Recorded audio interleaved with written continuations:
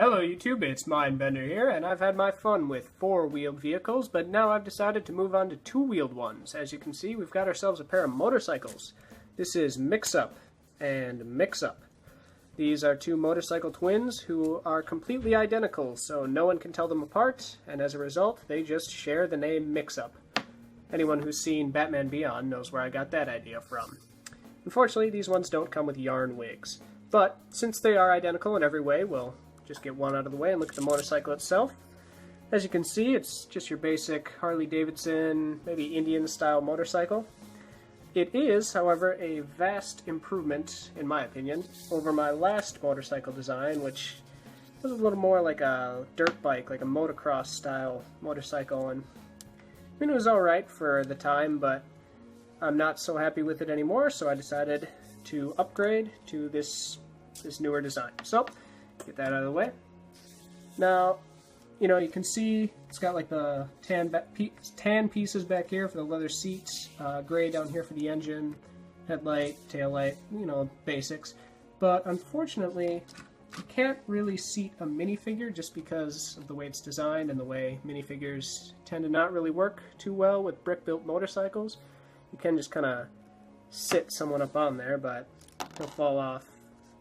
He's not secured by any studs or anything, so that's unfortunate, but overall I'm extremely, extremely happy with how this turned out. Brick-built motorcycles, especially trying to get them to somewhat minifig scale, is not really the easiest, most friendly thing to do, so I'm happy I was able to get it done in a way that satisfied me. So, that's enough for the motorcycle mode. Let's get on to transformation. The Mix-Up twins, I'm happy to say, do have a pretty quick and easy transformation. So to start out, the front just splits open like so, and we'll focus a bit so you can see. The back splits open just the same. This bit folds up and this bit folds out. The waist, or what will become the waist, just rotates 180 degrees like so. Bring the camera up.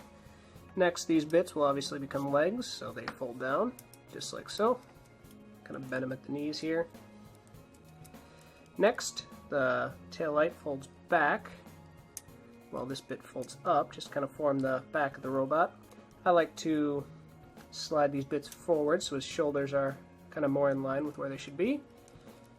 Bring the arms down, and last but not least, you just flip this down to become his head. Now, as you can see, he does have wheels for feet, so that can make standing a bit difficult. So what I've done is I've added these kickstands down into his ankles, so whichever one you choose, usually the one I'm not going to be looking at, is I can flip that down, and he can stand pretty well. So there is Mix-Up in his robot mode. So right off the bat, I want to point out the major improvement that I feel I made making Mix-Up versus my previous design. These two have actual feet.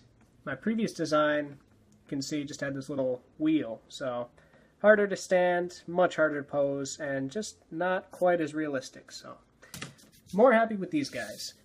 We'll get one out of the way. Just look at articulation quick. You can see it's pretty basic. No light down in here so you can see it better. They've got just simple swivel at the shoulder, in, out, bend at the elbow. Same thing at the leg, forward, backwards, in, out, bend at the knee. This bit moves just to however I need to get their legs posed. And the big thing, their heads don't really move, but, with the eye wrapping around, you can kind of just imagine it moving however you need it to move. But they do have a waist swivel, which is huge for me, because I don't think I've designed something with a waist swivel yet. So, also just with the way these guys work, having the wheel feet and kind of just imagine them skating down the road, rollerblade style, the waist swivel just kind of helps out for that. Helps out a lot for those kinds of poses. Makes them look like they're just moving a lot more realistically. Makes them look a little more alive. So that's cool about them. Unfortunately, I cannot decide whether or not they should be Autobots or Decepticons.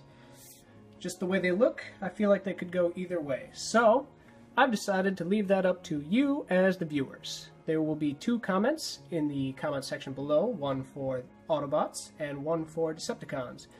If you feel that these should be Autobots, please like the Autobot comment. If you feel that they should be Decepticons, please like the Decepticon comment. I'll leave voting open for about a week, and whichever comment has the most likes, that's which side these two will be on. So, that's about it for robot mode. Don't forget to vote if you feel inclined, and yeah, that's about it for now. Alright guys, until next time, I want to thank y'all for watching. If you like this video, please give it a thumbs up. If you really like this video and want to see more like it, feel free to subscribe and leave a comment. Tell me what you thought of these guys. Until next time, I've been M1NDbender, and I'll talk to you later.